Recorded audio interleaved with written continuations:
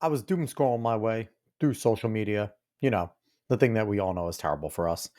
And I was scrolling down, scrolling down, scrolling down, and all of a sudden I stopped because I saw a article that was written on Red State about South Park, a show that admittedly I haven't watched in like really sat down and watched.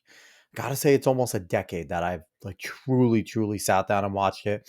Maybe 6 years, depending on if there's a great episode. Even the Kathleen Kennedy episode that became such a big deal, I did not ingest because for whatever reason, sitting down and watching South Park wasn't something that I wanted to do.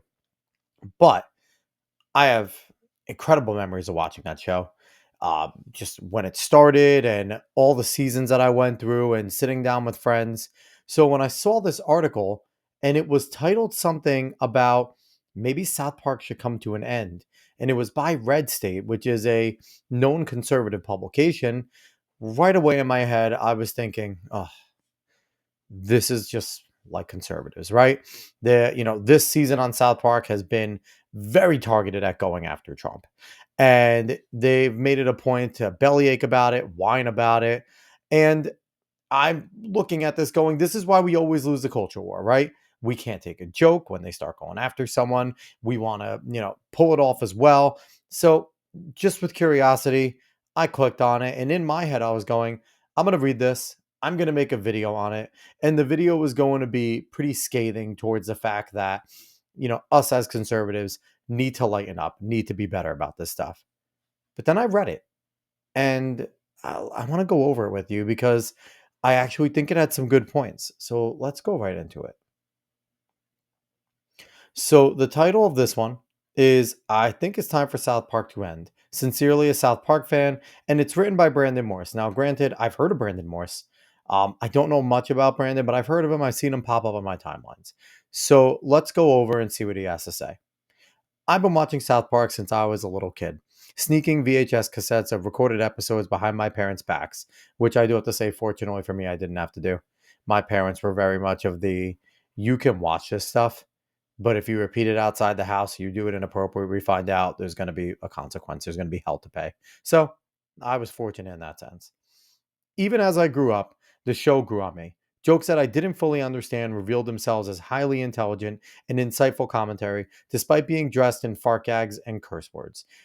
And that's something I think right there that is pretty poignant because one thing about South Park for the longest time that I used to say is if you wanted to know what was going on in the world, if you wanted real news that was pretty unbiased, you watch South Park because South Park just made fun of everything equally for the longest time. And like Brandon said right there, the jokes were typically couched in something ridiculous, but having a social commentary to it. So let's keep going. Let's see what Brandon has to say. When something big would happen or a celebrity got too full of themselves, I would wait with bated breath to see what South Park creators Matt Stone and Trey Parker would say about it through the show. And oftentimes I wasn't disappointed. It's basically what I just said. Yep. I love the no holds barred, everybody gets hit style that spared no one. No sacred cow was safe. And this was true. I mean, one of the very first episodes, they had a giant Godzilla version of Barbara Streisand. They called Bono the biggest piece of shit in the world. They had Jesus in there constantly as just a bro. They went after the Prophet Muhammad throughout their history, made fun of Al Gore for climate change with Man Bear Pig, Imagination Land. We can go on and on and on with just the way that they just push the envelope and we're willing to just go at both sides. Like I mentioned the Kathleen Kennedy episode. So many, it's a meme now. It's a phrase that all like people on the right leaning, I won't even say conservatives, but right leaning people in entertainment will say, just as a joke, put a chick in it and make it gay. And that came from South Park. There is some relevance, a lot of relevance still there. Let's keep on rolling here. Um, as I became a cultural slash political writer, I often refer to South Park as something society desperately needed, especially as the social justice movement really kicked into gear and we became far too serious as a society. Stone and Parker made our civilization healthier by pointing out that the emperor rarely, if ever, had any clothes. And that was something, and still can be something, that Trey Stone and Matt Parker are really good at. They take the obvious thing going on and the thing that people don't want to admit's going on sometimes, and they put it out there for everyone to see in a comedic way. But it wasn't just their social commentary that I loved. Between episodes that made fun of the wussification of the NFL, like Sarcastaball, and episodes that made fun of fake environmentalists like Whale Horse, were fun episodes that just featured the world's absurdity through the lens of the boys, Eric, Stan, Kyle, and Kenny. Episodes like Make Love Not Warcraft and Awesomeo had me belly laughing and still do on rewatches. And I agree with that. Like Awesomeo 2000 was so freaking funny and all these things. And these episodes are ones that I absolutely took the time to watch as well. In fact, when I feel like I need to relax and get my mind off things, I still run to old episodes of South Park for a little bit of ironically normalcy, which I can't say I do. I don't have the time. I'm not gonna lie. I really don't have the time to do things like that. I don't have the my TV is taken up by my little kids, usually watching Bluey or K-pop Demon Hunters, and then when I'm doing something, it's usually watching anime. So, uh, but if South Park's on, like say the rare time that I'm actually going through my YouTube TV, which is just regular-ish cable, and everything's becoming cable now, but that's a whole other video that I could do. But if I'm just scrolling through and all of a sudden South Park pops on, my little kids aren't around, I'm going to throw it on and watch it and see what episode it is, especially if it's an older one. Because, like Brandon is expressing there, it was really cool back then. So let's keep back rolling here. But in 2018, the show started to wobble. Gone was the old 6 days to air strategy, and the show became a bit more story driven, which I think is a huge mistake. The 6 days to air strategy, if people don't know what that is, the 6 days to air, what it was is that they would put together each episode within these 6 days. Like they would put it together and handcraft it for the 6 days in between. It aired every single Wednesday. So it wasn't a thing where a lot of shows will film a whole season, edit, cut it, and then each week it'll be put out back when everything was weekly. But everything was done already. It was just going through post production, and some episodes were still in post. But basically, everything was filmed and done. South Park was different, and it's why it was so relevant and why it was so fresh all the time. Because the moment an episode was done, they were working on next week's episode. They hadn't created that episode yet. So while they were working on it, they were able to add things from the week before or 2 weeks that maybe they couldn't fit in that are still incredibly timely and culturally relevant. So if we keep going on here. It was hit or miss, with some episodes still containing that South Park magic, and others that were so forgettable due to their overly try hard feel. Still, I had faith in Stone and Parker not just because of their talent, but also their philosophy towards artistic creation. If they stumbled, they'd make fun of themselves and get back to what they did best. But the improvements never came. The shows just didn't become hit or miss. They often had too much of a mix of bad moments and good moments. And as episodes went on, the bad moments became more common than the good. And this happens. And honestly, I will say this: it's about time, kind of, right? 2018, the show came out, I believe, in 1998 or something like that. After 30 years, you start missing. And I get it now. 2018 is 7 years ago, right? Which is stupid to think. But after 30 years of putting on a show, you're starting to falter. You're doing different things. You have a giant deal now with Paramount, the $1 billion deal.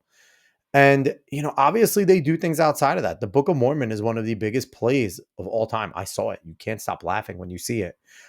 Team America World Police is amazing. Basketball was freaking fantastic. They do things outside of South Park. And I can't imagine how they were doing it back in the day when they were doing the 6 days to release. But for a show to go on for that long and to be that good and that relevant, and then finally start to stumble 30 years later, I'd say that was a great run. And now we're on year 37.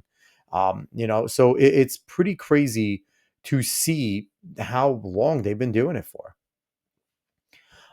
After South Park signed their mega billion-dollar deal with CBS, I think CBS, not Paramount, um, I had some hope left. Even as the season began with jokes about Trump having a tiny penis and being Satan's lover, I still held faith that there was a punchline coming, but it never came. there were still moments of hilarity, like ICE raiding heaven to get the illegals out, and Cartman being a representation of Charlie Kirk debating with the kids at school, which, again, before Charlie Kirk was assassinated, he found that to be so funny that he made Cartman as him as his ex avatar. So that still says that even in their down years, they are still incredibly culturally relevant. And I think that's what drives to the heart of this article is that South Park has become an institution, which I don't think they ever thought they would do that, but they become an institution and they are culturally important to what is going on and how we perceive things. And people take it as a badge of honor now in a lot of ways. Let's keep going. Still, there was a serious lack of balance to it. Stone and Parker didn't seem to want to remotely touch the people they claimed to despise more than anyone. It was all pointed rightward. And this is true, right?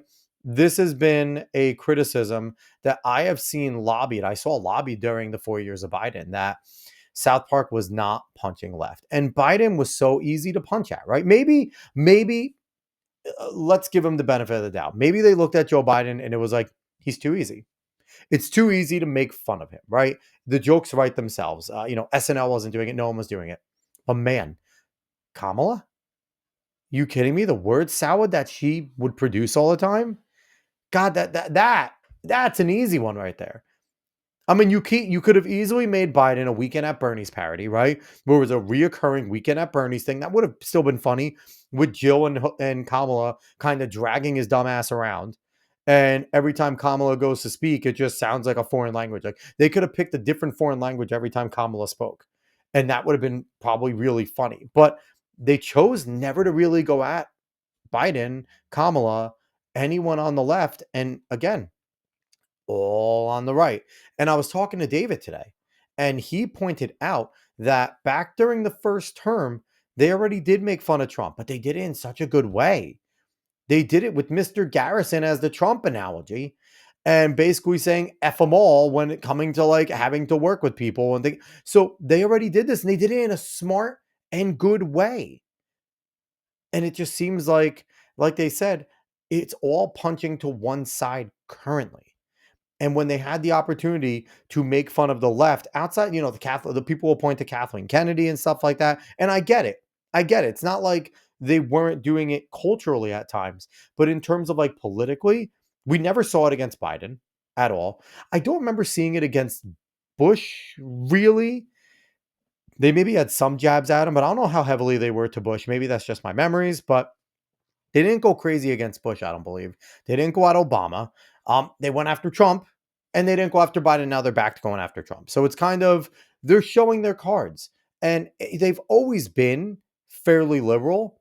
You know they have been. You could tell their politics, but it's never been this in your face. Let's keep going. That in itself wouldn't have bothered me if the jokes were funny, but increasingly they weren't. Their jokes against Trump became so over the top and on the nose that it started reminding me of Saturday Night Live, which is not a compliment right now. Stone and Parker were relying on an already tired formula of Orange Man Bad Now Laugh. It's a writing strategy that hasn't worked for years and is the one that cost Stephen Colbert his show. Even SNL is balancing out its comedy now more nowadays. And you'd figure that Stone and Parker would have figured out that blind hatred of Trump isn't a good sell before everyone else. And to that note, when it comes to you know uh, the Saturday Night Live and what cost Colbert, it is still okay to punch at Trump, right? And it's still like there's a balance here. You can do the things that the left do find funny because don't get me wrong, Colbert, Kimmel, they have a small audience, right? It's not as big as it used to be. There's still a good amount of people, but they do have a brand of comedy that they like to throw at Trump. They do find things funny, even though they're really not funny. They're lame as hell, but still, there is something there for them. But if Stone and Parker just wanted to find anything funny that a conservative would have found, all you had to do was ask a conservative. We have plenty of things that we would go at Trump for that we find to be ridiculous, things that he says, things that he wants to do that could have been comedy, that they could have turned in. They could have just asked one of their conservative friends, hey, give me a few things you dislike about Trump. Because if you're most non zealots will have things that we look at and is like, we don't like that. Like the 50-year mortgage thing, using bombing places. People are not a fan of that. The tariffs, you have conservatives that aren't on board with the tariffs, and they could have really made some better jokes here. And all I'm saying is they could have maybe consulted with somebody because it seems like their politics have gotten in the way. Let's see. I really held out hope that the duo would pull out of their nosedive with the killer turnaround, a joke that would reveal the greater joke. But I think at this point, it's safe to say that the turn isn't coming. Stone and Parker seem to believe that Trump has a tiny penis and has gay sex with Satan is the punchline. Now, as Mediaite notes, and it's crazy when you're using Mediaite, Trump is having sex with JD Vance on the show. And they have a quote of Mediaite here. In the latest season, the cartoon Trump is in a toxic relationship with Satan, and the two are expecting a baby. The cartoon Vance has been working behind the scenes to have the baby aborted. On Wednesday's episode, he revealed his betrayal to Trump. The cartoon Trump ignored the Satan question, and a thong wearing Vance then told him, "Oh, boss, it's so big." A running gag this season that has been depicted the president with the micropenis. The two are then shown having intercourse with Parker and Stone, getting close ups of both of their faces, as well as painting a painting of Abraham Lincoln looking on. Now, here's the thing when you read that, anyone that reads that, that's not funny. That's ridiculously on the nose, right? And the thing is, too, it's like this is the allegory with calling Trump, this is calling him Saddam Hussein, calling him a dictator, because what was the one that had the relationship with Satan for the longest time early on? It was Saddam Hussein down in hell. So this is basically their way of calling him a dictator, equating him to Saddam Hussein. And then the micro penis joke, I think it could be funny in a different way, but it doesn't seem like they're pulling it off. And then to have him have gay sex with a thong wearing Vance, like it's so on the nose. And it's not, like, again, reading that doesn't sound funny. And there are times where you can read the things that Trey Stone and Matt Parker were going for, and they're freaking hilarious. That just doesn't sound funny. And again, I haven't seen it in so long, but it's sad to see where it's become. Let's keep going. Let's finish this up. This is boring on board now. It's not that Stone and Parker are making fun of the Trump administration and MAGA. I think being made fun of is healthy for every group, especially on a societal level, lest they start taking themselves too seriously. Stone and Parker taught me the value of slaughtering sacred cows. But what bothers me is that Stone and Parker seem to have made making fun of Trump and his administration their own sacred cow. They can't stop dodging it. Can't stop doing it, even though the jokes clearly aren't landing. And the concept of anti-Trump jokes was tired before they ever signed their deal with CBS. They have a million different directions to go, all of which could involve the show's core strength, the boys and their antics, which are still the best part of the show. But they keep cutting to where they're weakest, their political commentary. And so that's the article by Brandon Morse, which I actually thought was a really good article and commentary on South Park. And I think part of the problem that we're seeing here with this current season and the way it's going is, like we said, the 6 days to air strategy is gone. There's a good chance that these episodes are locked, loaded, and they're in. And potentially the season's done already. And we might not ever get a chance to go back and do that switch up, which I think that was a power of theirs as well. If they saw something wasn't working, a gag wasn't working, a joke that was stringing along wasn't working, like Brandon said, they would make fun of themselves. They would call themselves out. They would switch up and try something new. Do go on to the next one. Because of the way it seems to now be just story arc driven and not, a little more episode by episode, the season may be done. There might not be a chance to change. If, I think Matt Parker and Trey Stone are smart guys. I think they're seeing that this isn't landing, but I don't know if there's anything they can do. So, I mean, I hope that there's going to be something better. Like I said, I'm not a South Park ingester anymore. I don't really watch it, but it is something from my childhood that I still find important. And I know a lot of people still look forward to it. So I'm hoping that the rest of the season is better. I hope they could pick up. I hope maybe even if this season sucks and it ends up being bad, I hope they could look at it and make it better next time, because I still do think we need South Park. We need things like South Park, like a Family Guy, like these shows that allow us to push the envelope, to make fun of anything and everything, and make it okay to laugh at ourselves and to point and laugh at others in their hilarity.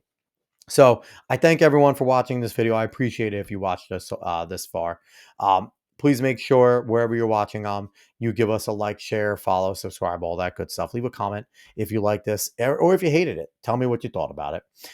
And please make sure you go and subscribe over to YouTube, Rumble, X, Kick, or what you call it, Facebook. That's where we are. Go subscribe to all those and go follow us on all those. And make sure you catch us every Wednesday because we'll be there for our live shows every Wednesday, doing interviews, doing reactions to things, YouTube videos. And also go follow the YouTube and the Rumble if you want more videos like this. So I appreciate everyone for watching. I will see everybody next time.